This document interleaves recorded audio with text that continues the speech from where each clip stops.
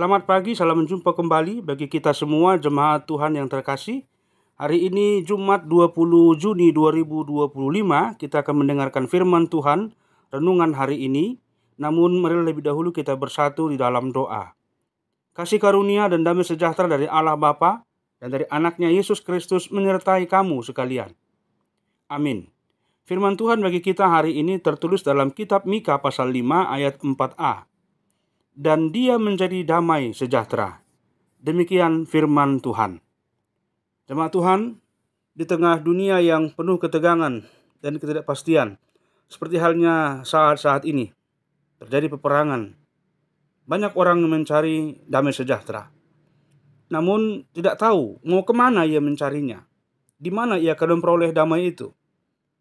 Ada yang mencarinya lewat perolehan harta, materi, jabatan, atau mungkin mencari hiburan-hiburan yang menyukakan hatinya walaupun hanya sesaat, tetapi tetap merasa kosong.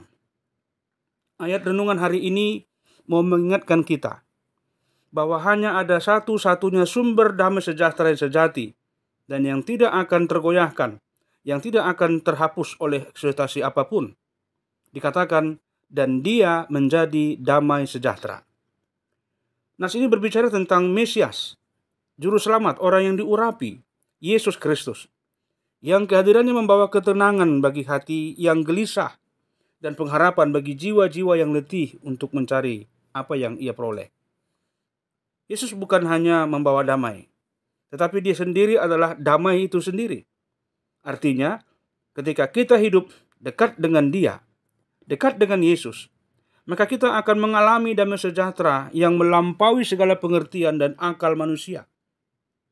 Damai yang tidak tergantung pada situasi luar keadaan kita, tetapi yang menetap di dalam hati kita. Ketika badai kehidupan datang, kehadirannya membuat kita tetap tenang, karena kita tahu bahwa dia memegang kendali.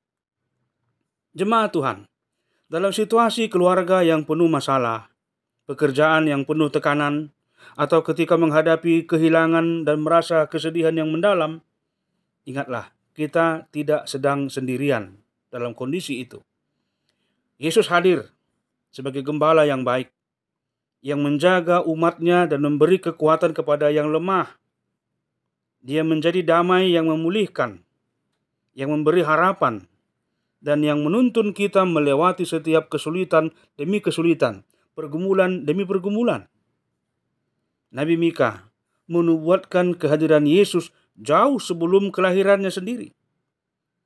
Dan kini kita melihat bahwasanya janji itu telah digenapi, telah diwujudkan dalam Yesus Kristus, dia yang telah mati dan bangkit dan naik ke sorga, dan dia yang menyertai kita senantiasa melalui Roh Kudus-Nya.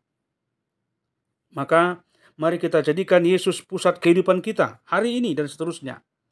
Bukan hanya sebagai penolong saat kita membutuhkan pertolongannya, akan tetapi sebagai sumber utama dari damai sejahtera, kekuatan, pengharapan, sukacita kita setiap hari.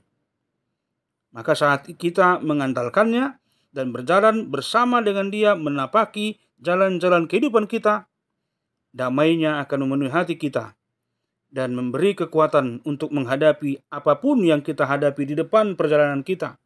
Bahkan sekalipun kita tidak tahu apa yang terjadi di depan, maka janganlah mencari damai sejahtera itu dari hal-hal lain di luar daripada Yesus sendiri.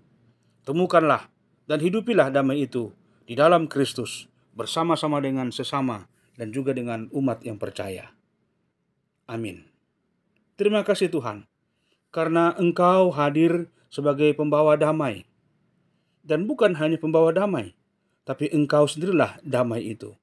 Kalau Engkau menetap dalam hati kami, dalam hidup kami, maka apapun yang kami hadapi, gejolak kehidupan, tantangan, pergumulan, gelombang, semuanya tidak akan mempengaruhi sikap hidup kami, karena kami ada bersama-sama dengan Engkau, dan Engkau bersama-sama dengan kami. Maka damailah hidup kami, damailah persekutuan kami. Terima kasih Tuhan, dalam Kristus kami telah berdoa dan bersyukur kepadamu. Amin. Selamat mengakhiri aktivitas di minggu ini dan menyambut akhir pekan. Tuhan Yesus memberkati dan menyertai kita semua. Salam.